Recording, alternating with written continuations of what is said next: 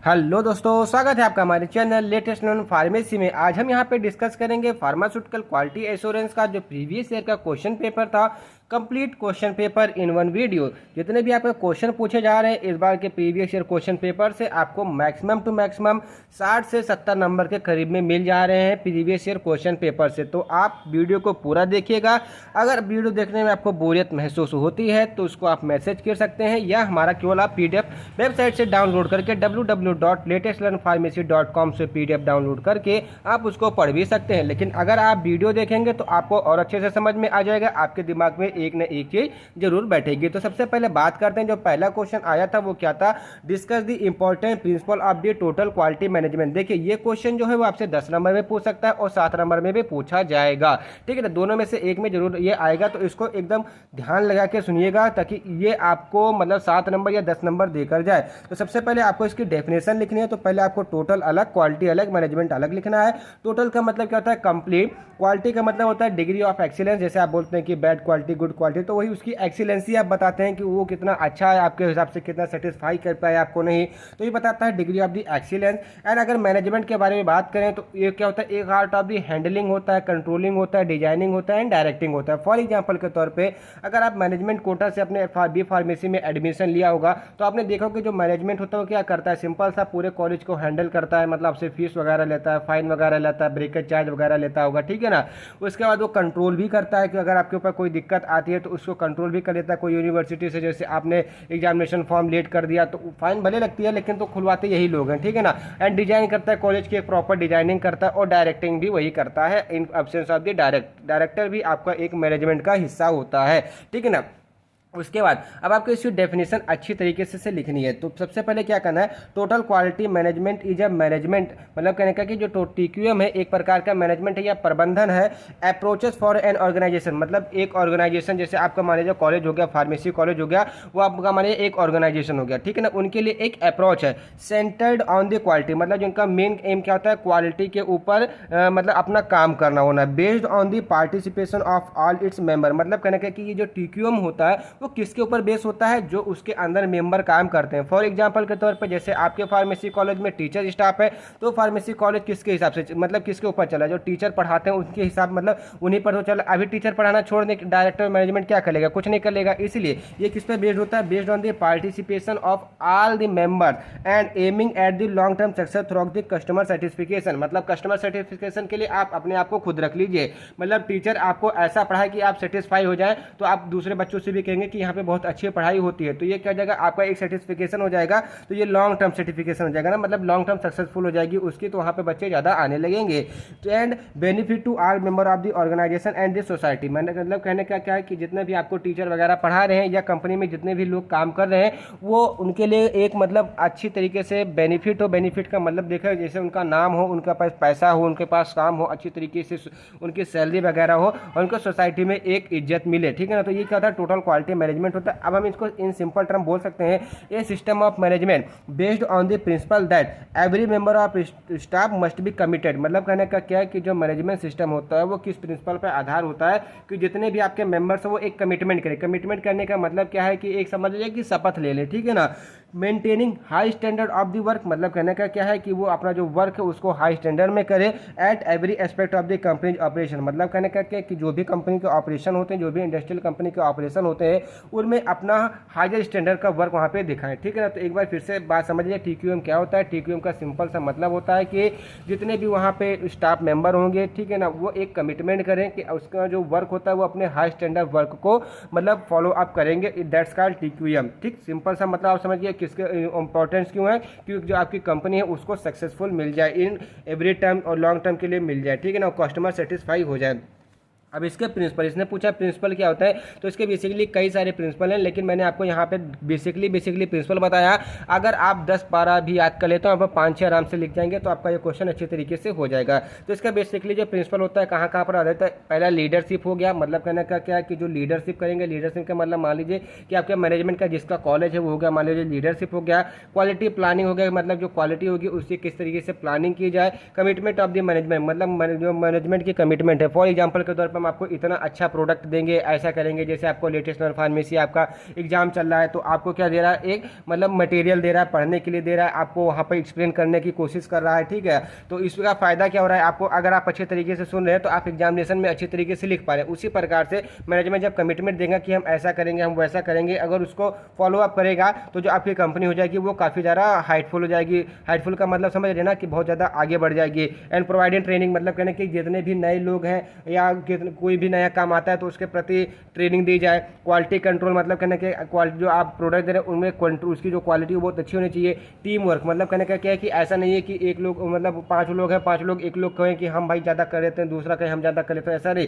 Team work होना चाहिए। Team work का मतलब है सब लोग साथ में मिलकर काम करें। क्वालिटी एश्योरेंस हो गया, ठीक है ना, कम्युनिकेशन हो गया, क्वालिटी ऑडिट हो गया, मतलब सिंपल बोलते हैं जिसको बोलते हैं feedback, and customer oriented approaches हो गया, ठीक। और क्या हो गया हमारा, क्वालिटी इंप्रूवमेंट टूल हो गया। देखिए इसमें से अगर आप मेन पॉइंट भी याद रखें, जैसे कम्युनिकेशन हो गया, क्वालिटी एश्योरेंस हो गया, टीम वर्क हो गया, क्वालिटी कंट्रोल हो गया, लीडरशिप हो गया, ठीक है ना, कमिटमेंट हो गया, ठीक है ना। अगर आप इतना भी पॉइंट याद रखेंगे तभी आपका ये क्वेश्चन बहुत ही अच्छी तरीके से होगा। अब एक एक करके यहाँ पे डिस्कस कर लेते हैं कि आखिर क्या है। तो क्वालिटी प्लानिंग क्या है, quality planning deciding what is most important to the product and the company. Simple सा मतलब कि जो प्रोडक्ट है वो उसके लिए मोस्ट इंपॉर्टेंट क्या है, आपकी कंपनी के लिए मोस्ट इंपॉर्टेंट क्या है, प्रोजेक्ट के लिए सबसे ज़्यादा इंपॉर्टेंट क्या है। Formulation of the quality policy, मतलब एक पॉलिसी बनाएंगे, उस पॉलिसी को सब लोग फॉलो अप करेंगे, उसी पॉलिसी के हिसाब से आपका पूरा का पूरा मैनेजमेंट कोटा चलेगा। उसका दूसरा क्या है, लीडरशिप। लीडरशिप मतलब कहने का इंश्योर सक्सेसफुल इंप्लीमेंटेशन। इंप्लीमेंटेशन का सिंपल सा मतलब है कि किसी कंपनी की आपने मान लीजिए की स्थापना की, अब उसका जो इम्प्लीमेंटेशन होना चाहिए, मतलब जितना भी उसका अंदर का मटेरियल और मतलब जो समझ लीजिए कि उसका मैनेजमेंट बहुत अच्छे तरीके से होना चाहिए। And need to have a supervisor, मतलब उसके पास एक सुपरवाइजर होना चाहिए। And motivate their subordinate to all the members, मतलब कहने का कहा है कि जितने भी उसके अंडर में काम कर रहे हैं, जितने भी सबऑर्डिनेट जैसे स्टाफ मेंबर हो गए, कर्मचारी जैसे सफाई वगैरह हो गए, तो सबको वो मोटिवेट करता रहे। उसके बाद कमिटमेंट ऑफ द मैनेजमेंट, मतलब जो मैनेजमेंट है वो कमिटमेंट करे कि हम भाई आपको बहुत अच्छा प्रोडक्ट देंगे जिसकी वजह से आपके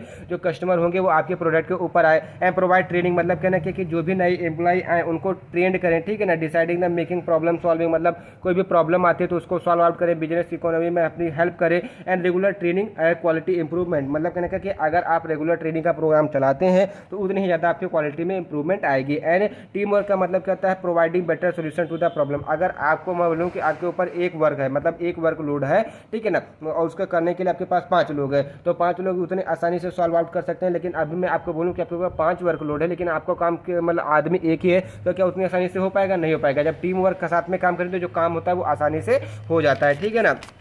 उसके बाद क्वालिटी कंट्रोल। क्वालिटी कंट्रोल तो आप लोग शुरुआत से पढ़ते हैं। और क्वालिटी कंट्रोल का मतलब क्या है कि जो भी आप प्रोडक्ट बनाए उसकी क्वालिटी होनी चाहिए, बहुत ही अच्छी तरीके से होनी चाहिए। इसका मतलब क्या है कि उसमें कोई भी अडल्ट्रेशन, कोई भी डिसइंफेक्शन या किसी भी प्रकार का कॉन्ट्राइंडिकेशन ऐसा नहीं होना चाहिए कि जिससे आप उस प्रोडक्ट को बाइकआउट करें, ठीक है ना। बीइंग बेनिफिशियल टू कस्टमर, मतलब कस्टमर के लिए वो बेनिफिशियल होना चाहिए। एंड क्वालिटी एश्योरेंस का मतलब क्या है, जैसे एश्योर करना। एश्योर करने का मतलब आपको एक विश्वास दिला देना कि ये जो आपका प्रोडक्ट है वो बहुत ही अच्छे तरीके से, तो वही क्वालिटी एश्योरेंस होता है। तो वेरीफाइंग है प्रोडक्ट और survive meet the specified, survive में सर्विस, ठीक है ना, सर्विस से मीट द स्पेसिफिक रिक्वायरमेंट, मतलब कहने का कि जो आपने कमिटमेंट की है उसके ऊपर उसकी मतलब वेरिफिकेशन होगी। उसके बाद जो आपने सर्विस बोली कि हम आपको ये सर्विस देगी, उसका वेरिफिकेशन होगा, उसके रिक्वायरमेंट देखा जाएगा। अब उसको अगर वो 100% मिलता है कि हाँ जो आपने कहा था वो आपने कर दिखाया है, तो वो क्या जाएगा, क्वालिटी एश्योरेंस के अंदर आ जाएगा। और जब क्वालिटी एश्योरेंस के अंदर में आ जाएगा तो क्या हो जाएगा कि कस्टमर को एक सेटिस्फिकेशन हो जाएगी कि भाई ये क्वालिटी एश्योरेंस है, मतलब एश्योर्ड है, मतलब विश्वसनीय है, इसको हमको लेना चाहिए। उसके बाद आता है क्वालिटी एडिट। तो सिंपल सा सिस्टमिक एंड डॉक्यूमेंटेशन एस्टिमेशन होता है and verification of the record process activities and other improvement element. मतलब कहने का क्या है कि जो भी वगैरह फीडबैक वगैरह होते हैं, मान लीजिए कि आपने कोई सामान बेचा, वो सिस्टमिक ढंग से बेचा, डॉक्यूमेंटेशन के द्वारा बेचा कि नहीं बेचा, उसके बाद उसका वेरिफिकेशन किया, जो भी आपने रिकॉर्ड रखा, ये सारी क्या है आपका क्वालिटी एडिट के अंदर आएगा। उसके बाद कम्युनिकेशन, मतलब आपका कम्युनिकेशन बहुत अच्छा होना चाहिए। अगर देखिए अगर लीडरशिप में है तो आपका जो सुपरवाइजर होगा, सबऑर्डिनेट होगा, जो भी कर्मचारी होंगे, उनसे जो आपकी बोली भाषा होनी चाहिए बहुत ही अच्छी तरीके से होनी चाहिए। इससे क्या होगा कि उनके अंदर एक मोटिवेशन आएगा कि मेरा मालिक जो है वो मुझसे बहुत अच्छे तरीके से काम कर रहा है, या जो मेरा एम्प्लॉय बहुत अच्छे तरीके से काम कर रहा है, जो डिस्ट्रीब्यूटर बिटवीन द रिटेलर बहुत अच्छी तरीके से बात करता है, रिटेलर बिटवीन द जो आपके कस्टमर होते हैं, अगर दोनों में तालमेल अच्छा है तो आपका प्रोडक्ट बहुत अच्छे तरीके से बिकेगा। उसके बाद क्वालिटी इंप्रूवमेंट टूल, मतलब जैसे क्वालिटी इंप्रूवमेंट टूल का मतलब आप अपनी क्वालिटी को इंप्रूवमेंट करने के लिए डिफरेंट टाइप्स के टूल्स का यूज करें। तो set of graphical technique use in the solving problem related to the quality, मतलब कोई भी क्वालिटी रिलेटेड कोई भी प्रॉब्लम है तो उसको आप सॉल्व आउट कर सके। अब एलिमेंट्स, मतलब आपसे एलिमेंट पूछता है तब भी आपको क्या करना है। देखिए मैंने आपको इसलिए बताया हुआ है कि यही चीज़ आपके प्रिंसिपल भी आएगी, यही चीज़ एलिमेंट में आएगी। अगर आप चाहें तो एलिमेंट भी लिख दे, चाहे प्रिंसिपल भी लिख दे, कोई भी पूछता है तो आपको यही तरह लिखना है, ठीक है ना। क्या क्या लिखना है, क्वालिटी एश्योरेंस, लीडरशिप लिखना है, मैनेजमेंट लिखना है, ठीक है ना, कम्युनिकेशन लिखना है, कमिटमेंट लिखना है, प्रोवाइडिंग ट्रेनिंग वगैरह, टीम वर्क, ठीक है ना, ये सब चीज़ें आपको लिखना है। तो एलिमेंट में आपके 4 फाउंडेशन, इथिक्स एंड हमारा होता है बाइंडिंग, मोर्टार एंड रूफ। तो फाउंडर में जैसे इथिक्स हो गया, इंटीग्रिटी हो गया, ट्रस्ट हो गया, इथिक्स में ट्रेनिंग, टीम वर्क, लीडरशिप हो गया। उसके बाद बाइंडिंग मोर्टार में जैसे कम्युनिकेशन हो गया, एंड रिकॉग्नाइजेशन में जैसे आपकी रूफ हो गई, ठीक है, मतलब रूफ में आपकी क्या जाएगा, रिकॉग्नाइजेशन हो गई। तो ये चीज़ होता है आपका टीक्यूएम। टीक्यूएम यहाँ पे होता है कंप्लीट। उसके बाद नेक्स्ट क्वेश्चन आता है क्या, describe the requirement for environmental control and layout of the sterile manufacturing area. देखिए अगर आपसे इस तरीके से क्वेश्चन पूछे जाएं तो कुछ मत कीजिए, आप सिंपल सा कीजिए। जितने भी आपने माइक्रोबायोलॉजी में लेबोरेटरी प्रोसीजर वगैरह पढ़ा होगा कि क्वालिटी कंट्रोल करने के लिए आप क्या क्या यूज करते हैं, अगर आपका जो एरिया होना चाहिए वो कैसा होना चाहिए, फ्लसेबल होना चाहिए कि नहीं होना चाहिए, किसी भी प्रकार का पोल्यूटेड नहीं होना चाहिए, आपका हीपा फिल्टर लगाना चाहिए, ठीक है, लेमाइनर एयरफ्लो लगाना चाहिए कि जिससे कोई भी प्रकार का माइक्रो ऑर्गेनिज्म आकर के आपके प्रोडक्ट के ऊपर ना लग जाए और उसको डिग्रेडेट कर दे। तो बस ऐसा ही आपको, अगर मतलब ध्यान में नहीं आ रहा उस कंडीशन की मैं आपको बात बता रहा हूँ, बस ऐसा ही आपको लिखना है। तो सबसे पहले हम बात करें तो इन्वायरमेंटल कंट्रोल में हमारा क्या क्या हो सकता है। देखिए एक इन्वायरमेंटल कंट्रोल आपको ISO 14000 में मिलेगा, जिसको अभी हम आगे चल के डिस्कस करेंगे बहुत अच्छे तरीके से, ठीक है ना। The stringent environment control is required before and after और during the process of the production area. देखिए कोई भी प्रोडक्शन एरिया है, चाहे उसमें प्रोडक्शन हो रहा हो या ना हो रहा हो, मतलब ना हो रहा हो कि ये मतलब नहीं है कि उसमें एकदम बंद हो गई हो। जैसे एक टाइमिंग है, मतलब 4 बजे प्रोडक्शन मतलब स्टार्ट होता है, तो मान लीजिए कि 2 बजे, तब भी मतलब कहने का मतलब क्या है कि चाहे प्रोडक्ट बन रहा हो या नहीं बन रहा हो या बनने वाला हो, तो उस कंडीशन में जो आपका इन्वायरमेंटल होना चाहिए वो एकदम कंट्रोल होना चाहिए, फ्री फ्रॉम माइक्रो ऑर्गेनिज्म होना चाहिए, किसी भी प्रकार का वहाँ पे डस्ट पार्टिकल्स वगैरह नहीं होना चाहिए, ठीक है ना। The area should be free from contamination and should not accumulation of the dust particle. वही बात कह दिया कि मतलब एकदम किसी भी प्रकार के कॉन्टामिनेशन वहाँ पे नहीं होने चाहिए, एंड उसमें जो एक्यूमुलेशन होता है डस्ट का वो भी नहीं होना चाहिए। Production environment is constantly control and evaluate to assure that the required aseptic condition are maintain. देखे कहने का मतलब क्या है कि जो प्रोडक्शन एनवायरनमेंट होना चाहिए उसकी समय समय पे कंट्रोल करना चाहिए, उसको इवैल्यूएट करना चाहिए कि आपने मतलब एसेप्टिक कंट्रोल एरिया के लिए जितने भी मतलब कदम बढ़ाए या कदम करे, मतलब कहने का क्या है कि मतलब आप सिंपल से बोलें कि कंडीशन जो आपने लगाई वो मेंटेन है या नहीं मेंटेन है, ठीक है ना। अब उसके बाद आती है layout of the sterile manufacturing area. देखिए अगर आपसे लेआउट पूछता है तो सिंपल सा आपको यही लेआउट बनाना है। सिंपल सा क्या कीजिए, एक लाइन खींचिए, उसमें आप 1 2 3 4 5 कंपार्टमेंट मारिए। पहले कंपार्टमेंट में ऑफिस कीजिए, नीचे कर दीजिए स्टोर रूम कर दीजिए, उसके बाद preparation room, aseptic room, quarantine area, storage and shipping, ठीक है ना। उसके बाद क्लीनअप रूम, क्लीनअप एरिया हो गया, स्टरलाइजेशन हो गया, पैकेजिंग एंड फिनिशिंग हो गया, एंड क्वालिटी कंट्रोल एरिया हो गया। तो बस आपको ये बनाना है, ये आपका लेआउट कंप्लीट होता है, ठीक। उसके बाद आता है requirement for the environmental control, मतलब किस किस टाइप की रिक्वायरमेंट आपको होगी आपके इन्वायरमेंटल कंट्रोल करने के लिए। Basically HEPA filter, laminar air flow, ये सब सारी आपकी चीज़ें क्या है, बहुत ही अच्छी चीज़ें हैं कि जो आपका इन्वायरमेंटल कंट्रोल है वो कंट्रोल कर सकें। तो पहला क्या आता है, क्लीनिंग ऑफ द ईयर, मतलब जो आपका वेंटिलेशन सिस्टम है वो उसका जो आपको एयर मिल रही है बहुत ही मतलब क्लीन होनी चाहिए, फ्री फ्रॉम कॉन्टामिनेशन होनी चाहिए, एकदम एसेप्टिक इन कंडीशन होनी चाहिए। The greatest surface of the contamination in the air which hinter in the aseptic, मतलब कहने का क्या है कि जो हमारा ग्रेटेस्ट सोर्स होता है, सोर्स का मतलब कहने का मतलब क्या है, जैसे आपकी एयर है, एयर में आपके पोल्यूटेंट्स होते हैं, माइक्रो ऑर्गेनिज्म होते हैं, उड़ते वगैरह रहते हैं, तो उसके साथ में अंदर आ सकते हैं। जब वो अंदर आ जाएंगे तो सिंपल कहने का मतलब क्या है कि ये बहुत ही ग्रेटेस्ट, मतलब ग्रेटेस्ट का मतलब समझ रहे हैं ना कि मतलब ज़्यादा सोर्स है, मतलब कहने का कि अधिक कॉन्टामिनेशन फैलाते हैं, ठीक है ना।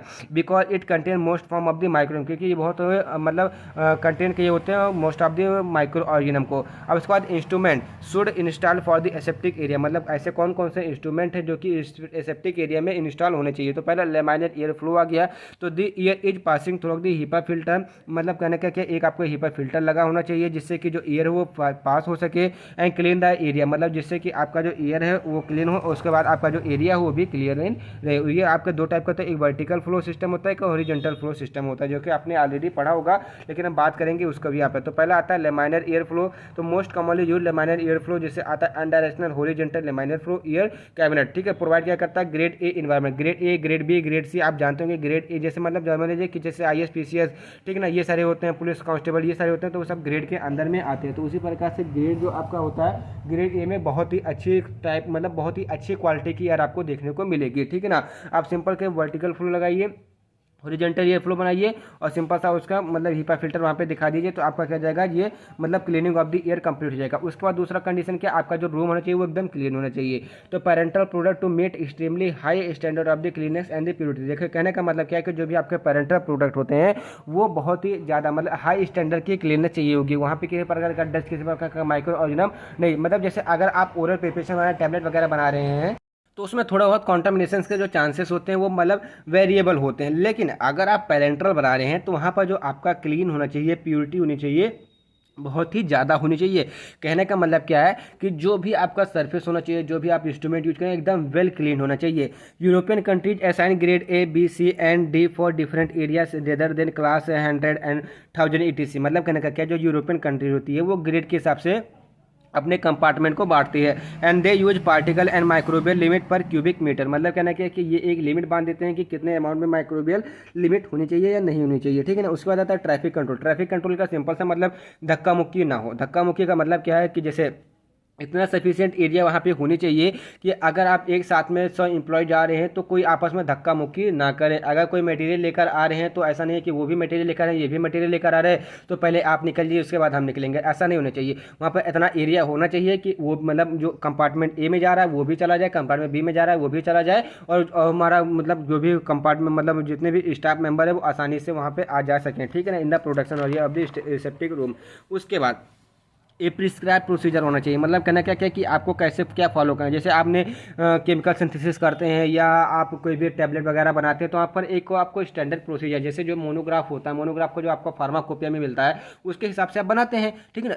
तो उसी प्रकार से आपको जो कंपनी में एंट्री मिले तो आपको एक प्रिस्क्राइब्ड प्रोसीजर दे दिया जाता है और वही प्रिस्क्राइब प्रोसीजर होता है, आपके ऊपर एप्लीकेबल होता है, आपको फॉलो करना होता है एट एवरी पर्सन, मतलब सभी पर्सन को। उसके बाद आता है पर्सनल रिक्वायरमेंट। पर्सनल रिक्वायरमेंट जैसे क्या आता है, highly skilled professional and well trained worker should be engage. मतलब कहना क्या क्या है कि हम ऐसे मतलब ऐसे लोगों की भर्ती करेंगे जो कि काफ़ी ज़्यादा प्रोफेशनल हो, काफ़ी ज़्यादा स्किल्ड हो एंड वेल ट्रेन्ड होना चाहिए, ठीक है ना।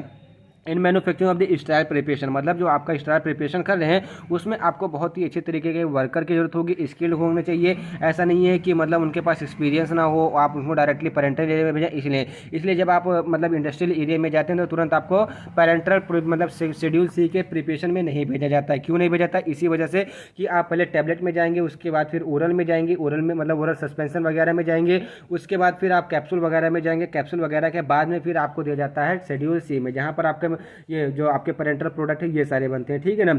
उसके बाद if personnel worker from non professional background are employed, मतलब कहना क्या कि अगर जो आप किसी ऐसे वर्कर को ले रहे हैं जो कि जिसका बैकग्राउंड भी फार्मेसी नहीं है तो आप क्या करेंगे, उसको एक प्रॉपर ट्रेनिंग देंगे, should be given at the according to the good manufacturing process requirement. उसके बाद after training the personnel should be evaluated for the knowledge and skill. उसके बाद जब उसको हम सिंपल सा क्या देते हैं, ट्रेनिंग दे देते हैं, उसके बाद उसका इंटरव्यू लेंगे, इंटरव्यू के माध्यम से जानेंगे कि उसने कितना गेन किया या नहीं गेन किया।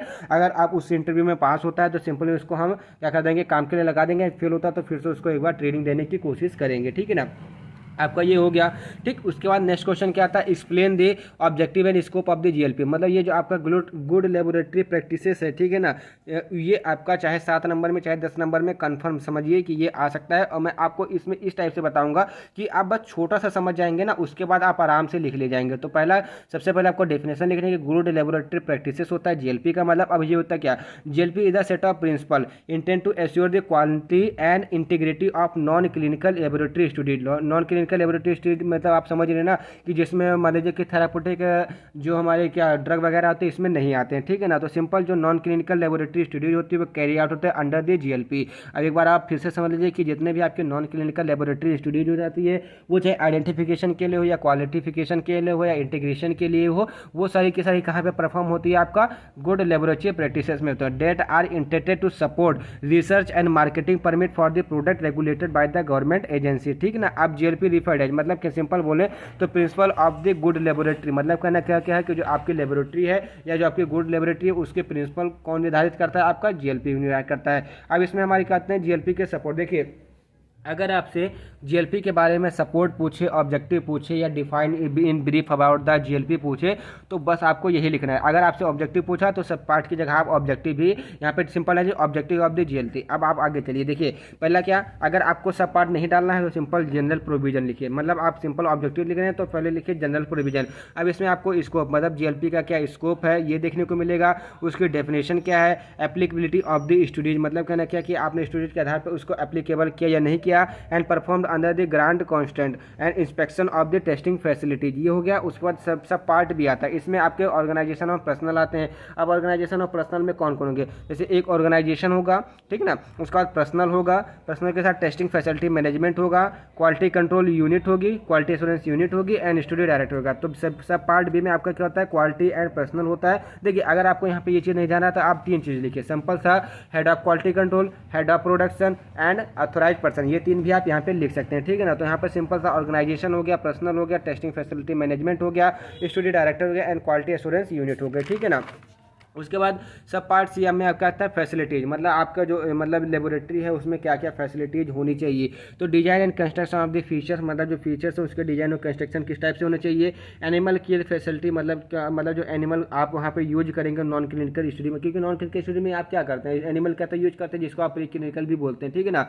एंड एनिमल सप्लाई फैसिलिटीज, और जो एनिमल की जो सप्लाई होती है उसकी फैसिलिटीज भी। उसके बाद आता है सब पार्ट डी क्या किससे रिलेट करता है, इक्विपमेंट से, ठीक है ना। तो एक बार आप फिर से पूरा का पूरा रिवाइज लीजिए क्या क्या होता है। सब पार्ट में जनरल प्रिंसिपल, जैसे जनरल प्रिंसिपल में क्या क्या स्कोप हो गया, डेफिनेशन हो गया, ठीक है ना। उसके बाद इंस्पेक्शन होता है। सब पार्ट बी में आपका ऑर्गेनाइजेशन है, पर्सनल में जैसे ऑर्गेनाइजेशन हो गया, पर्सनल हो गया, testing facility management, quality assurance unit हो गया, क्वालिटी कंट्रोल यूनिट हो गया, ऑथोराइज पर्सन हो गया, हेड ऑफ प्रोडक्शन हो गया, हेड ऑफ क्वालिटी कंट्रोल हो गया। ये सब आपके कहाँ पर आते हैं, सब पार्ट बी में आता है, जिसमें आपका क्या आता है, पर्सनल एंड ऑर्गेनाइजेशन आता है। उसके बाद सी आपका कहता है फैसिलिटीज पे, फैसिलिटीज में जैसे आपका डिजाइन एंड कंस्ट्रक्शन फीचर्स हो गया, एनिमल सप्लाई फैसिलिटीज होगी, एनिमल केयर फैसिलिटीज हो गई, ठीक है ना। उसके बाद आता है सब पार्ट डी। सब पार्ट डी में आपसे बेसिकली आपका इक्विपमेंट से रिलेटेड होता है। इक्विपमेंट जैसे इक्विपमेंट का डिजाइन किस प्रकार से होना चाहिए, इक्विपमेंट का मेंटेनेंस आप कैसे करेंगे, and calibration of the equipment, आप मतलब इक्विपमेंट को कैसे कैलिब्रेट करेंगे। उसका सब पार्ट ए में क्या आता है, टेस्टिंग फैसिलिटीज ऑपरेशन आते हैं, जैसे एसओपी मतलब स्टैंडर्ड ऑपरेटिंग प्रोसीजर हो गया, रिएजेंट और सोल्यूशन हो गया आपका, एनिमल केयर आप इसके अंदर कहते हैं टेस्टिंग फैसिलिटीज मतलब टीएफओ का मतलब क्या है, टेस्टिंग फैसिलिटीज ऑपरेशन। उसके बाद सब पार्ट एफ में क्या कहते हैं, टेस्ट एंड कंट्रोल आर्टिकल्स, मतलब जो भी आर्टिकल्स है उसका टेस्ट एंड कंट्रोल करते हैं। सब पार्ट जी में क्या है, protocol for and conduct of non clinical laboratory study, मतलब कौन कौन से प्रोटोकॉल आपको फॉलो कर रहे हैं नॉन क्लिनिकल स्टडी को करने के लिए। सब पार्ट जी में आपका रिकॉर्ड एंड रिपोर्ट होते हैं, मतलब कहने का क्या है, जो भी आपने टेस्टिंग वगैरह की, क्वालिटी कंट्रोल टेस्टिंग वगैरह की, वो आपका होता है यहाँ पे कहाँ पे, शेड्यूल जे में होता है। उसके बाद सब पार्ट के में क्या होता है, disqualification of the testing facilities, मतलब कहने का क्या है कि जो भी टेस्टिंग फैसिलिटीज है वो अगर मीट नहीं हुई, आपके रिक्वायरमेंट से मीट नहीं हुई, तो आप उसको क्या कर देंगे, डिसक्वालीफाई का मतलब कहने का समझ रहे हैं ना, कि उसको आप सिंपल सा क्या कर देंगे, एलिमिनेट कर देंगे, ठीक।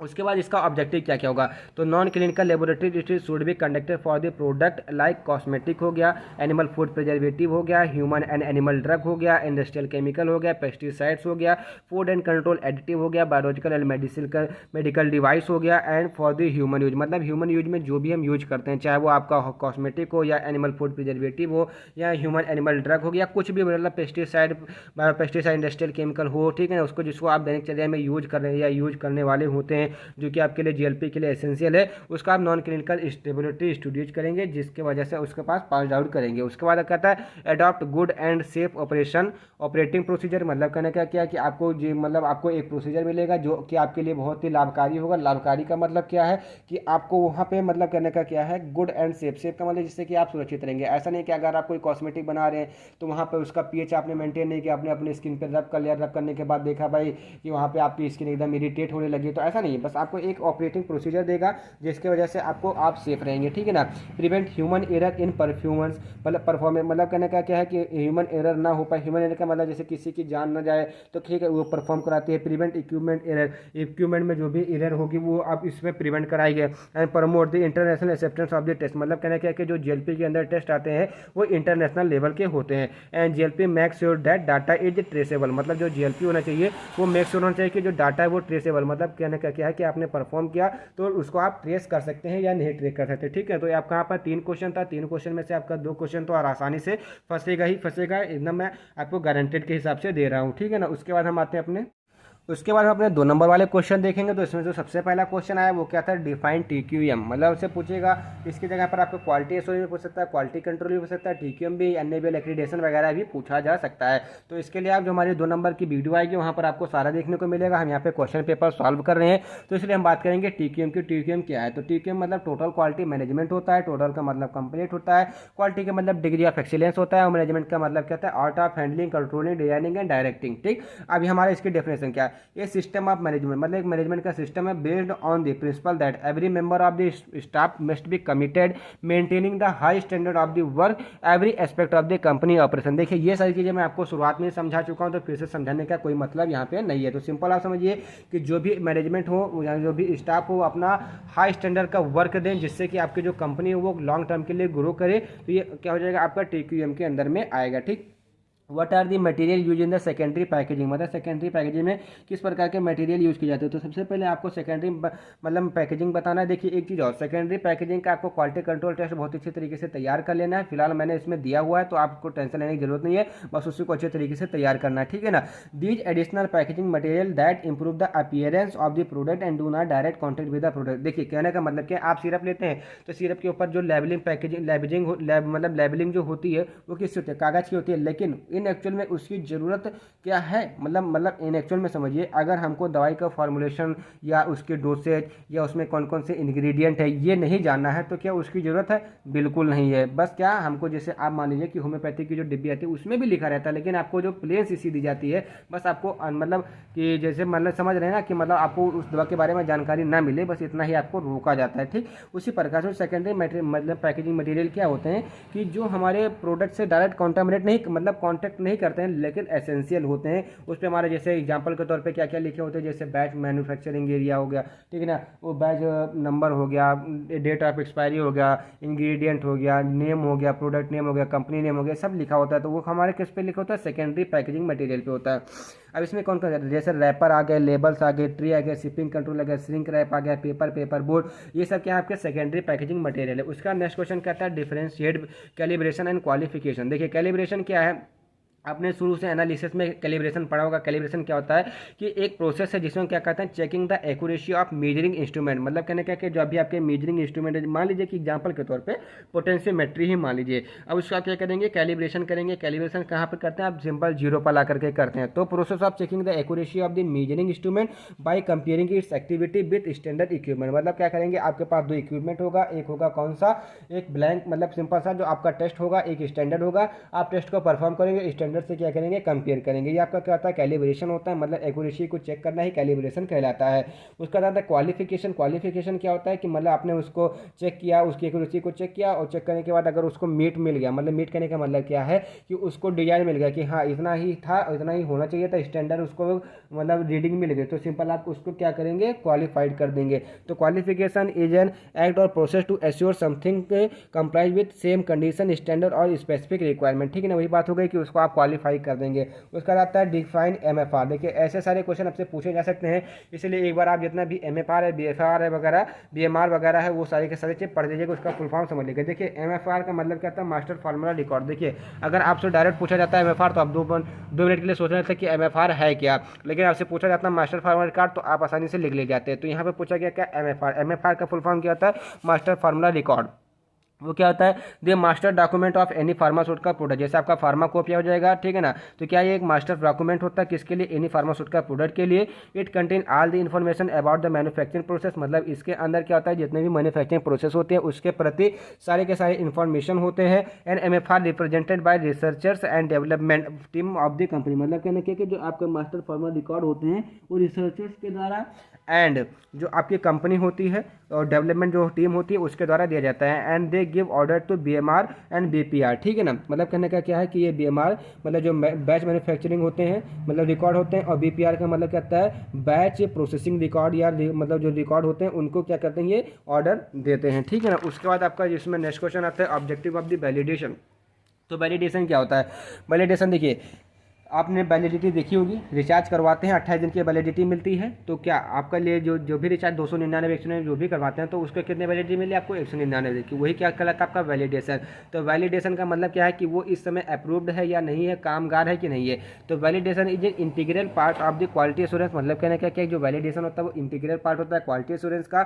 Involve systemic study of the system, मतलब कहने का जो सिस्टम होता है उसकी सिस्टमिक स्टडी करना, facilities and process aimed at determining whether they perform their intended function. अब इसके हम ऑब्जेक्टिव के बारे में बात करें to assure that all the manufacturing step result in a product that meet the requirement of stable and reproducible well, मतलब जितना भी आप प्रोसीजर मतलब प्रोडक्शन वगैरह जो भी आप फॉलो अप कर रहे हैं, ठीक है ना, वो एक मतलब स्टेबल है, मतलब जो मोनोग्राफ में दिया गया है वो वैलिडेटेड है या नहीं वैलिडेटेड है, रिप्रोड्यूसिबल, उससे आपका जो प्रोडक्ट होगा वो आपको अच्छे अमाउंट में प्राप्त होगा या नहीं प्राप्त होगा। तो इसका पहला क्या है ऑब्जेक्टिव है। And to determine the process stability and the reliability, मतलब कहने का क्या है कि जो आपकी प्रोसेस स्टेबिलिटी होगी और रिलायबिलिटी होगी उसको क्या करेगा ये डिटरमाइन करेगा। And to establish that the process equipment has the ability to upload within a prescribe limit, मतलब कहने क्या क्या है कि जो भी आप टेस्टिंग वगैरह करें उसको एक प्रिस्क्राइब लिमिट में करें। ऐसा नहीं है कि आप फॉर्मेल्डिहाइड में कि HNO3 मिला दें तो उसमें गैस बन के निकलने लगे और पटाख से जो बोतल फूट जाए, ऐसा कुछ नहीं। बस उसका क्या है आपका एक प्रिस्क्राइब लिमिट में कि आपको ऐसे ऐसे ही करना है, ये आपको वहाँ पे क्या वैलिडेशन में बताएगा।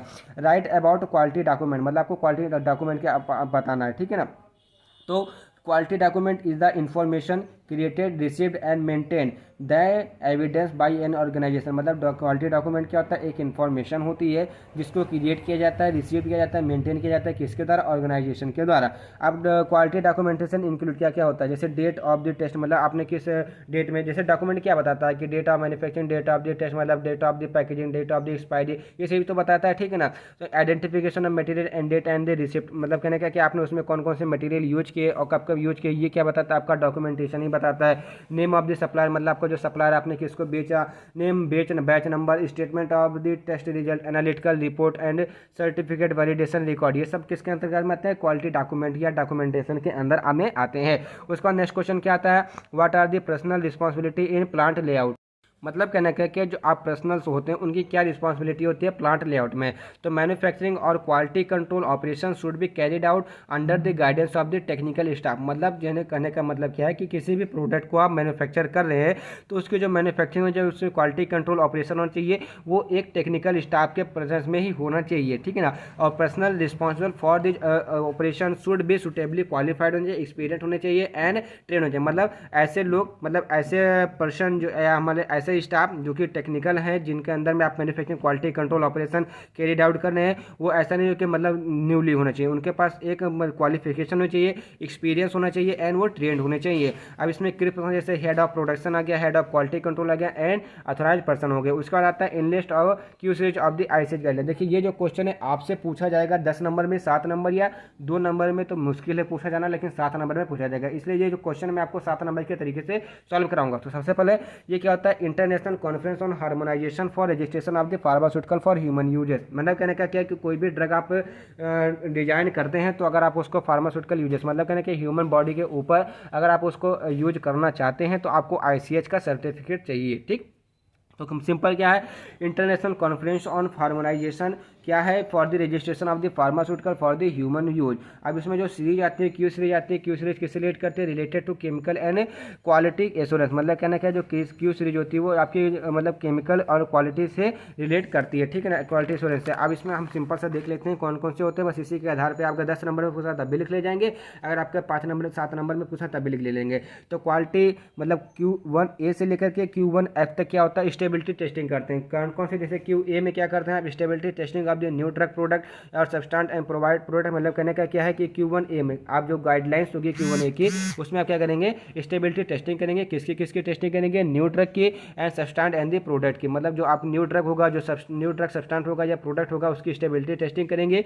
Q1B में आप क्या करेंगे, फोटो स्टेबिलिटी टेस्टिंग करेंगे, किसकी, new product substance and product की। फोटो स्टेबिलिटी का मतलब क्या होता है कि जैसे सन रेज वगैरह में वो हमारा स्टेबल है या नहीं स्टेबल है। उसके बाद Q1C में क्या करें, stability testing for new dosage form, मतलब जो आपका न्यू न्यू डोसेज फॉर्म है उसकी जो स्टेबिलिटी है, ठीक है ना, testing of the new dosage form मतलब कहना क्या क्या है कि जैसे आपने उस वो मतलब ओरल मतलब टैबलेट में अधिक स्टेबल है या पेरेंटल में अधिक स्टेबल है या वो सिरप में या इमल्सन सपोजिट किस में वो ज़्यादा से ज़्यादा स्टेबल है, ये किस में करेंगे Q1C में करेंगे। उसके बाद आता है Q1D, तो ब्रैकेटिंग एंड मैट्रिक्सिंग डिजाइन मतलब कहना क्या क्या उसको मतलब उसकी जो डिजाइन होगी, तो ऐसा नहीं है कि मतलब आप कोई एक टैबलेट बना रहे तो आप ऐसा बना रहे तो आप दूसरा टैबलेट ऐसा बनाएंगे, उसको बस एक ब्रैकेटिंग में कर देंगे कि आपको इतने साइज में चाहिए होगा। एंड क्वालिटी A1E में क्या हो जाएगा, evolution of the stability data, मतलब जो आपका स्टेबिलिटी डाटा होगा उसका आप इवोल्यूशन करेंगे। अब आता है Q2 मतलब आपने Q1 देख लिया, अब आता है Q2 किस पर निर्भर करता है, validation of the analytical procedure, मतलब जो भी आप एनालिटिकल प्रोसीजर फॉलो अप करते हैं वो वैलिडेट है या नहीं है, ये Q2 पर निर्भर करता है, गाइडलाइंस पर निर्भर करते हैं। उसके बाद आता है Q3A to Q3D, जिसमें क्या आप स्टडी करते हैं इम्प्योरिटीज के। तो Q3E क्या होता है, impurities in the new drug substance, मतलब कहने क्या क्या जो आपका न्यू ड्रग सब्सटेंस होगा उसके में इम्प्यूरिटी है या नहीं है, इस पर आप क्या करेंगे, इसमें स्टडी करेंगे। Q3B में क्या करेंगे, इम्प्यूरिटीज इन न्यू ड्रग प्रोडक्ट, मतलब जो आपका न्यू ड्रग प्रोडक्ट है उसकी इम्प्यूरिटी देखेंगे। Q3C क्या होता है, इम्प्यूरिटी गाइडलाइंस होगी। Q3D क्या होता है, impurity guideline for the metal import, ठीक है ना। उसके बाद आता है Q4 to Q4B, आप इसमें फार्माकोपिया की स्टडी करते हैं। Q5 to Q5E इसमें आप क्या करते हैं, quality of the biotechnological process के स्टडी करते हैं।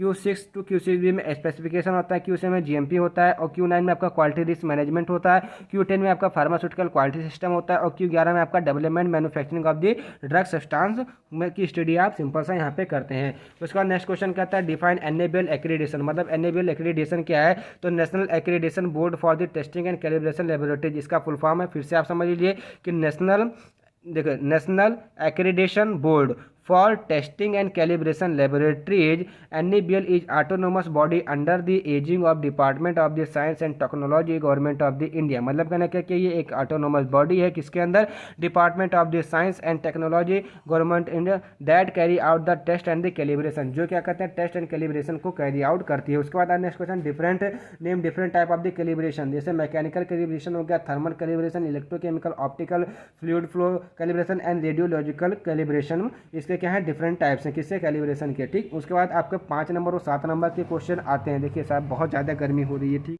तो 7 नंबर वाले सेक्शन में जो सेक्शन सी होता है उसमें जो आपका पहला क्वेश्चन क्या है, right S not on the ISO 9000 and ISO 14000। देखिए इसको हम डिटेल में डिस्कस करेंगे जिससे अगर आपको 10 नंबर में पूछना है तो आप इसको आसानी से रिटर्न आउट कर सकें। तो सबसे पहले ISO क्या होता है इसके बारे में जानते हैं। तो international organization for standardization is a non governmental organization, तो ISO की जगह इंटरनेशनल ऑर्गेनाइजेशन ऑफ या फॉर स्टैंडर्डाइजेशन होता है, ठीक है। Is a non government organization होता है, ये फॉर्म का था 1946 में, इसका जो हेडक्वार्टर है वो जिनेवा में स्थित है। प्रमोट क्या करता है, exchange of the good and service, मतलब कहना कि जैसे एक देश से दूसरे देश के बीच में जो व्यापार होता है उसको प्रमोट करता है, ठीक है ना। तो ये क्या था हमारा ISO होता है। अब हम बात करेंगे ISO 9000 की। तो ISO 9000 क्या होता है, तो practice of the quality assurance method, मतलब जो आपके क्वालिटी एश्योरेंस मेथड होता है उसकी प्रैक्टिस करना विद इन एन ऑर्गेनाइजेशन, मतलब एक ऑर्गेनाइजेशन के अंडर, ठीक है ना। तो ISO 9000 ये पब्लिक कब हुआ था, 1987 में, और अपडेट कब होता है, हर एक 5 साल में इसको अपडेट किया जाता है, ठीक है। इतना समझ में आ गया। आप फिर से एक बार रिवाइज कीजिए, ISO 9000 क्या है, practice of the quality assurance method in within an organization, establishment इसका कब होता है 1987 में, और अपडेट कब होता है, ये हर 5 साल में होता है, ठीक है ना। These standard represent the minimum acceptable level of standard within an organization should meet in order to obtain an ISO 9000 certificate. देखिए दीज स्टैंडर्ड मतलब जो स्टैंडर्ड है रिप्रेजेंट करता है क्या, minimum acceptable level of the standard, जो आपने product बनाया जो आपकी कंपनी है उसका मिनिमम एक्सेप्टेबल लेवल क्या है, ठीक है ना। And of within an organization should meet in order to obtain ISO 9000 certificate, उसको ISO 9000 सर्टिफिकेट मिलने के लिए। अब इसकी एप्लीकेबिलिटी क्या होगी, एक्सेप्टेबिलिटी का मतलब क्या है, मतलब एप्लीकेबिलिटी मतलब किसके लिए एप्लीकेबल है, तो दे आर जेनरिक होते हैं, applicable for both big and small manufacturing और दी सर्विस इंडस्ट्री, मतलब ये जो आपके बिग होते हैं या स्मॉल मैन्युफैक्चरिंग सर्विसेज या इंडस्ट्री होते हैं सबके लिए, दोनों के लिए एप्लीकेबल है। स्टैंडर्ड ISO 9000 मतलब ISO 9000 का कौन क्या स्ट्रक्चर क्या क्या होता है, तो ISO 9000 क्या होता है, it have to decide which standard example ISO 9001 and ISO 9003 is applicable to the company, मतलब ISO 9001 एप्लीकेबल चाहिए, 9003 एप्लीकेबल समझिए कि उस कंपनी के लिए ये बताता है कि ISO 9000। तो ISO 9001 क्या है? क्वालिटी एश्योरेंस मॉडल, मतलब कहना कि एक क्वालिटी एश्योरेंस मॉडल है that is applicable to firm, जो कि मतलब फर्म के लिए एप्लीकेबल होता है, are engage in design, development, service, production and installation. Simple सा बोले तो ISO 9000 जो होता है वो किससे रिलेट करता है? डिजाइन से, मतलब आपका जो इंडस्ट्री उसका डिजाइन, उसका डेवलपमेंट, उसकी सर्विसेज क्या क्या है, प्रोडक्शन और इंस्टॉलेशन, इससे क्या, इस पर क्या करता है, ये सिंपल सा निर्भर करता है, इसको ये फॉलोअप करवाता है। उसके बाद ISO 9000 क्या होता है? Quality assurance model that is applicable to firm engage only production and installation से, ठीक है ना। ISO 9003 क्या है? Quality assurance model that is applicable to firm engage inspection and testing से। उसके बाद ISO 9004 क्या होता है? Given guidelines for applying the element to quality management system, मतलब कहना क्या क्या है, ये गाइडलाइंस देता है कि उस पर क्वालिटी मैनेजमेंट सिस्टम किस प्रकार का लागू होना चाहिए, कौन सा एलिमेंट होना चाहिए या नहीं होना चाहिए, ठीक है ना। उसके बाद बेनिफिट ऑफ द ISO 9000, मतलब अगर आपके पास बेनिफिट मतलब ISO 9000 है तो उसका सर्टिफिकेट है तो या उसका एक्रीडिटेशन है तो आपके पास क्या क्या बेनिफिशियल, आपके लिए बेनिफिशियल है या नहीं है, ठीक है ना। तो इंक्रीज मार्केटेबिलिटी, मतलब आपकी मार्केटेबिलिटी बढ़ जाएगी। रिड्यूज ऑपरेशनल एक्सप्रेस, मतलब कहना है कि ऑपरेशनल एक्सप्रेस आपका घट जाएगा। बेटर मैनेजमेंट हो जाएगा आपके सिस्टम का, ठीक है ना। Increase customer satisfaction and improve the customer services. अब इसमें जो एलिमेंट्स कौन कौन से आते हैं, जैसे कस्टमर हो गए, ठीक है ना। उसके बाद good leadership, involvement of the process approach to the quality management, continuity या इंप्रूवमेंट हो गया, मैनेजमेंट हो गया, रिलेशनशिप हो गया। तो ये ऑल अबाउट आपका 9000 में था। अगर 9000 में आपसे कुछ भी पूछा जाता है तो आपको इतना ही लिखना है। फिर से एक बार डिस्कस कर लेते हैं क्या होता है ISO 9000 क्या होता है? Practice of the quality assurance method within an organization. कब स्टार्ट होता है? 1987 में, और ये हर 5 साल में रिन्यू होता रहता है। और क्या करता है, ये मिनिमम स्टैंडर्ड लेवल चाहिए होता है किसी भी एक कंपनी को, तो उसको ISO 9000 सर्टिफिकेट मिलेगा या नहीं मिलेगा इसके ऊपर निर्भर करता है। एप्लीबिलिटी किसके होते हैं? दे आर जेनरिक होता है, मतलब बिग और स्मॉल इंडस्ट्री दोनों के लिए एप्लीकेबल होता है। अब इसके स्ट्रक्चर में क्या क्या होता है? ISO 9000 होता है। ISO 9000 किससे डील करता है कि उस कंपनी के ISO 9001 या ISO 9003 कौन सा एप्लीकेबल होगा। तो ISO 9001 क्या होता है कि जो उससे रिलेट करता है या स्टडी करता है कि इसके design, development, services, production and installation की। 9002 किससे रिलेट करता है? प्रोडक्शन इंस्टॉलेशन से। 9003 किससे रिलेट करता है? इंस्पेक्शन एंड टेस्टिंग से। 9004 क्या करता है? आपको गाइडलाइंस देता है। बेनिफिट क्या जाएगा? आपकी मार्केटेबिलिटी बढ़ जाएगी, आपका ऑपरेशनल एक्सप्रेस घट जाएगा, बेटर मैनेजमेंट हो जाएगा, इंक्रीज कस्टमर सर्टिफिकेशन हो जाएगा और आपकी जो कस्टमर सर्विस होगी वो भी बढ़ जाएगी, ठीक। तो ऑल ओवर तक इसका ISO 9000 में अगर आपसे 10 नंबर पूछता है तो भी आपको इतना ही लिखना है। उसके बाद तो आप एलिमेंट को डिफाइन कर देंगे तो काफ़ी ज़्यादा पेजेस आपके यहाँ पे भर जाएंगे, ठीक। उसके बाद पूछेगा क्या? ISO 14000, मतलब ये आपसे अलग भी पूछा जा सकता है, दोनों साथ में पूछा जा सकता है। अगर दोनों साथ में पूछा तो आपको थोड़ा थोड़ा लिखना है, अगर साथ में पूछा नहीं जाता है तो आपको ब्रॉड में लिखना है, ठीक है। मैंने तो आपको दोनों कंडीशन में यहाँ पे बताया हुआ है। तो focus on environmental management system, मतलब कहना क्या कि ये इन्वायरमेंट जो होता है उस पर फोकस करेगा, मतलब जो आपका प्रोडक्शन एरिया है उसका क्या क्या मतलब इन्वायरमेंट होना चाहिए, मतलब पॉल्यूटेंट्स वगैरह है या नहीं है, ठीक है ना, स्टेराइल एरिया वगैरह है या नहीं है, तो इससे पर वो निर्भर करता है। स्टेबलाइज क्या होता है? 1996 में किसके साथ? टेक्निकल कमेटी के द्वारा। ये इनकरेज क्या करता है? क्लीनिंग को सेफ होना चाहिए, safer healthier world for the us, मतलब हमारे लिए जो वर्ल्ड है वो क्लीन होना चाहिए, क्लीनर होना चाहिए, सेफर होना चाहिए, हेल्दियर होना चाहिए। मतलब कहने का क्या है कि हमको सिंपल सा स्वच्छता बरतनी चाहिए, अपने इन्वायरमेंट को सही रखना चाहिए, उसमें किसी प्रकार की कोई भी गंदगी नहीं देनी चाहिए। एप्लीकेबिलिटी क्या है? मतलब किसके ऊपर एप्लीकेबल है? ये भी जेनरिक होते हैं। इसका मतलब क्या है? बिग या स्मॉल बिजनेस दोनों टाइप के लिए ये एप्लीकेबल होते हैं, मतलब दोनों लोग इसको ले सकते हैं। उसके बाद ISO 9000 certification are necessary for those company which business with country, मतलब कहना है कंट्री टू कंट्री जिनका बिजनेस होता है उनके लिए इंपॉर्टेंट होता है। स्ट्रक्चर ISO 9041 मतलब 14001, इसमें क्या होता है? इन्वायरमेंट मैनेजमेंट सिस्टम होता है, मतलब EMS होता है, इसमें स्पेसिफिकेशन विद द गाइडेंस होता है। उसके बाद आपका ISO 14004, इसमें भी इन्वायरमेंटल मैनेजमेंट सिस्टम होता है, किसके प्रति? General guidelines on the principle system होता है। ISO 14010 होता है guidance for the environmental auditing, ठीक है ना, ऑडिटिंग। उसके बाद 14020 होता है वो इन्वायरमेंटल लेवलिंग के लिए होता है, और ISO 14040 का होता है लाइफ साइकिल असेसमेंट के लिए होता है। अब इसके बेनिफिट क्या क्या हो सकते हैं, ठीक है ना। अगर आप ISO 14000 का सर्टिफिकेट आपको मिल सकता है तो क्या जाएगा? लोअर मैनेजमेंट कॉस्ट, मतलब आपकी मैनेजमेंट कॉस्ट लोअर हो जाएगी। लोअर डिस्पोजल कॉस्ट, मतलब कहने का क्या, अगर आप इन्वायरमेंटल में लेकर के चल रहे हैं तो आपकी जो कॉस्ट होगी मतलब ज़्यादा डिस्पोज नहीं होगा। रिड्यूज एनर्जी कंज्यूशन, मतलब एनर्जी कंज्यूशन भी आपका कम होगी। इनक्रीज प्रोडक्टिविटी, मतलब आपके प्रोडक्टिविटी बढ़ेगी। मीट सप्लायर, मतलब आपको सप्लायर भी मिल जाएंगे। एंड इनहेंस एक्सपोर्ट पोटेंशियल, मतलब आपका जो एक्सपोर्ट पोटेंशियल है वो भी आपका क्या हो जाएगा? वो बढ़ेगा। अब इसमें एलिमेंट करता है EMS का मतलब क्या होता है? इन्वायरमेंटल मैनेजमेंट सिस्टम हो गया, इन्वायरमेंट ऑडिटिंग हो गया, इन्वायरमेंटल परफॉर्मेंस हो गया, ठीक है ना, इवोल्यूशन हो गया, इन्वायरमेंटल लेवलिंग हो गया, लाइफ साइकिल असेसमेंट हो गया, ठीक। उसके बाद नेक्स्ट क्वेश्चन कहता है briefly discuss about ICH stability testing. देखिए ये क्वेश्चन बहुत इंपॉर्टेंट है, आपसे पूछा जा सकता है आपके एग्जामिनेशन में, ठीक है ना। तो आईसीएच क्या है? International conference on harmonisation is international conference on harmonisation of technical requirement. देखिए इंटरनेशनल कॉन्फ्रेंस ऑफ हार्मोनाइजेशन इसका क्या होता है? फुल फॉर्म होता है, किसके अंडर में होता है? International conference on harmonisation of the technical requirement. ये for registration of the pharmaceutical for human use, मतलब आपका जो फार्मास्यूटिकल है उसको आप ह्यूमन यूज के लिए मार्केट में लाना चाह रहे हैं तो उसके रजिस्ट्रेशन के लिए होता है, ठीक है ना।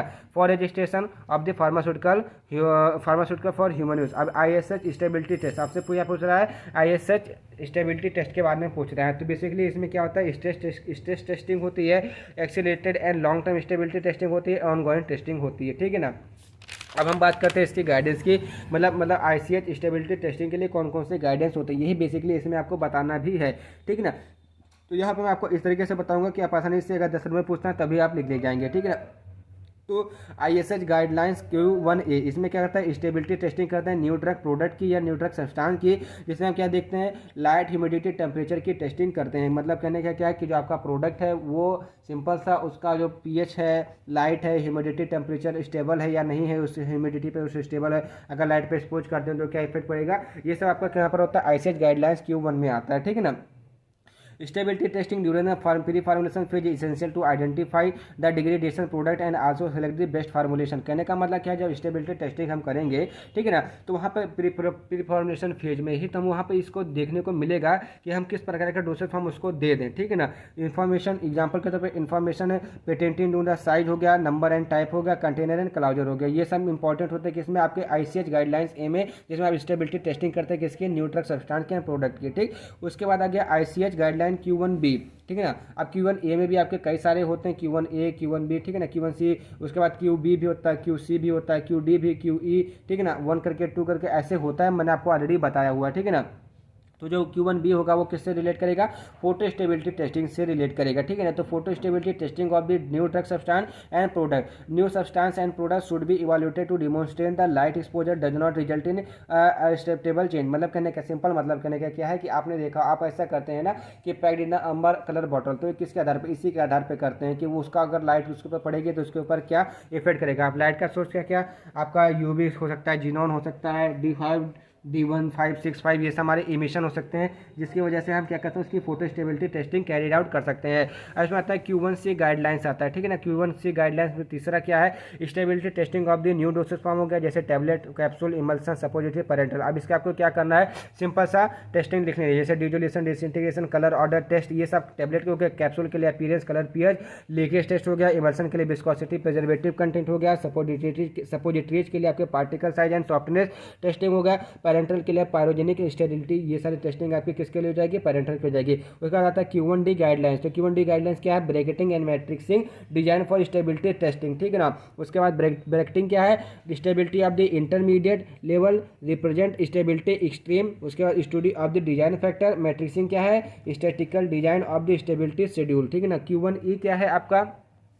Q1 आपका किस क्या होता है? Evaluation of stability data should follow parent principle. मतलब कहना है कि जैसे आपने कोई भी नई ड्रग बनाया तो वो पेरेंटल को ही फॉलो करे। पेरेंटल का मतलब क्या है कि जैसे जो पहले से ऑलरेडी प्रिस्क्राइब मैनर है, पहले से प्रिस्क्राइब जो कि आपके पैकेजिंग मटेरियल उसमें उसको प्रिस्क्राइब किया गया, उसी के हिसाब से उसको मतलब मैन्युफैक्चर किया जाए, ठीक है ना। तो यहाँ पर आपके हो गए ये हमारा आईसीएच गाइडलाइंस के ऊपर क्वेश्चन। उसके बाद जो नेक्स्ट क्वेश्चन आता है, define the maintenance of the raw material store. मतलब आपको रॉ मटेरियल के जो स्टोर होते हैं उसके स्पेसिफिकेशंस के बारे में आपको बताना है। तो स्टोर क्या होता है? तो store are defined in any area और फार्मास्यूटिकल प्लांट। मतलब कहने के क्या है, जो स्टोर होता है कहाँ का? मतलब कोई एरिया होता है फार्मास्यूटिकल प्लांट का, that use for storing the material obtain before they inspect और अप्रूव। मतलब कहने क्या है कि इंस्पेक्शन पहले जैसे रॉ मटेरियल हो गया और इंस्पेक्ट होने के बाद भी या आपका प्रोडक्ट बनता है तो वो भी आप क्या करते हैं? लेकर के जाते हैं, उसको स्टोर ही रखते हैं, ठीक है ना। अब इसके हमको मेंटेनेंस देखनी है, किस प्रकार से आप उसको मेंटेन करेंगे। तो पहली बात होती है the store should be accessible only to authorize person. मतलब कहना कि जो आपका स्टोर होना चाहिए वो केवल एक पर्सन के हाथ में होना चाहिए, ऐसा नहीं कि जो भी चाहे वहाँ पे चला जाए। अब इसमें रिक्वायरमेंट क्या क्या होना चाहिए? तो जनरल रिक्वायरमेंट जैसे आपका store in pharmaceutical plant should have adequate space. मतलब कहना क्या कि अच्छा खासा स्पेस होना चाहिए। Storage of the raw material should be clean, dry and maintain होना चाहिए, ठीक है ना। Acceptable limit, with in acceptable limit. मतलब कहना क्या कि जो आपका स्टोरेज होना चाहिए वो एकदम क्लीन होना चाहिए, ड्राई होना चाहिए और मेंटेन होना चाहिए। सेपरेट एरिया फॉर सैम्पलिंग, मतलब आपके सैम्पलिंग के लिए आपके लिए एक सेपरेट एरिया होना चाहिए। Separate area for in process material, bulk product and fixed product, मतलब हर एक चीज़ के लिए अलग अलग एरिया होना चाहिए। उसका आता है स्पेशल स्टोरेज कंडीशन, इसमें क्या आता है रिक्वायर स्पेसिफिक स्टोरेज, किसके किसके जैसे टॉक्सिक सब्सटेंस के लिए अलग कंडीशन चाहिए होगी, नारकोटिक के लिए, नारकोटिक सब्सटेंस के लिए अलग, अल्कोहल के लिए अलग, any substance that has potential और एक्सपोल्शन, मतलब कहने का क्या है कि जो ब्रस्ट कर सकता है, तो उसको भी एक खास प्रकार की हमको स्टोरेज कंडीशन देनी होगी। Rejection material, material require special storage condition, cold, जैसे आपको कोल्ड स्पेस या फ्रीजर वगैरह में रखना है तो ये भी क्या आ जाएगा आपका एक स्पेशल स्टोरेज कंडीशन हो जाएगा। अब उसके बाद labelling of the material in the storage area, मतलब कहने का कि आप जो स्टोरेज एरिया में उसके लेबलिंग, मतलब आप ऐसा तो है नहीं कि जैसे आप मतलब पैरासीटामॉल बनाया उसको आपने पैक किया, पैक करके फिर उस पर आपने लेबलिंग नहीं किया, जाकर के रखा, और मेट्रोनिडाजॉल बनाया उसको पैक नहीं, मतलब पैकिंग की लेकिन उस पर लेबलिंग नहीं किया, आपने रखा, तो अब कैसे पता चलेगा कि आपने पैरासीटामॉल कहाँ रखा है, आपने मेट्रोनिडाजॉल कहाँ पे रखा है। तो ये सारी चीज़ें क्या होती है, यहाँ पर हमका बाकायदा लेबलिंग होनी चाहिए। लेबलिंग का मतलब क्या है कि आपका पेरेंटल का जो एरिया है वहाँ पर आपको पैरासीटामॉल, मतलब पैरासीटामॉल का एरिया है वहाँ पर आपको पैरासीटामॉल की लेबलिंग करनी है, मेट्रोनिडाल का है पेरेंटल की करनी है, जो भी स्पेसिफिक है वहाँ पर आपको स्पेसिफिक की लेबलिंग करनी चाहिए। जैसे name of the product, batch number given by the supplier, storage condition, handling procedure हो गया, ठीक है ना, प्रिकॉशंस हो गया, सेफ्टी मेजरमेंट हो गया, स्टेटस कंटेंट हो गया, ठीक है ना। एरिया इन स्टोर, मतलब जो एरिया इन स्टोर मतलब कहने का जो आपका स्टोर है वहाँ पे कौन कौन से एरिया होंगे, पहला होगा क्वारंटाइन एरिया होगा, इंस्पेक्शन एरिया होगा एंड डिस्पेंसिंग फैसिलिटीज होगी, ठीक है ना। अब उसके बाद जो आपका नेक्स्ट क्वेश्चन आता है, discuss the QC test for secondary packaging material. देखिए इतना ईजी क्वेश्चन है ना, मतलब सब लोग सोच रहे हैं कि बहुत हार्ड है, लेकिन बहुत ही ईजी क्वेश्चन है। कैसे ईजी है ये हम बात करते हैं। तो secondary packaging material include paper and paper board, traditional material of the pharmaceutical products, मतलब पैकेजिंग, मतलब जो हमारे पुराने ज़माने में थे तो वहाँ पर हमको कागज़ में दवा पुड़िया बना करके देते थे, तो हमारा क्या है ये ट्रेडिशनल मटेरियल है फार्मास्यूटिकल पैकेजिंग के लिए। They are extensively use for external packaging like cartons, envelope and boxes, baggage, etc, ठीक है ना। अब आप सेकेंडरी पैकेजिंग मटेरियल के कौन कौन से टेस्टेड करते हैं, देखिए थिकनेस टेस्ट करते हैं, मतलब आपकी पेपर की क्या थिकनेस है, ये बेस वेट उसका वेट क्या चेंज है, वाटर एब्जॉर्प्शन टेस्ट, इसको आप कॉप टेस्ट के आधार पे करते हैं, मतलब उसमें कितने अमाउंट में वाटर मतलब एब्जॉर्ब कर सकता है। पोरोसिटी का मतलब क्या है कि एयर कितने अमाउंट में पेनिट्रेशन कर सकती है। ब्राइटनेस एंड दी वाइटनेस हो गया, सरफेस टेंशन हो गया, रफनेस हो गया, सरफेस पीएच, टेंसाइल स्ट्रेंथ हो गया, मॉइस्चर कंटेंट हो गया, स्टीफनेस, सरफेस एंड स्ट्रेंथ। देखिए इतने सारे और भी बहुत सारे टेस्ट हैं, ठीक है ना। आप करना चाहें तो उसका पीएच टेस्ट भी कर सकते हैं, मतलब पीएच सरफेस पीएच के छोड़ के पूरा होल पीएच भी कर सकते हैं, और डिफरेंट टाइप के उसके स्ट्रेंथ, उसके फ्रैक्शनल, ठीक है ना, उसका एब्जॉर्प्शन, मतलब कहने का क्या है कि कितने अमाउंट में उसको पेनिट्रेट कर सकता है, उसके माइक्रोबियल टेस्टिंग भी आप कर सकते हैं, ठीक है ना। तो बहुत सारी टेस्टिंग है सेकेंडरी पैकेजिंग मटेरियल के लिए, तो कुछ हम डिस्कस करेंगे, कुछ आपको अपने मन से करना होगा, ठीक है ना।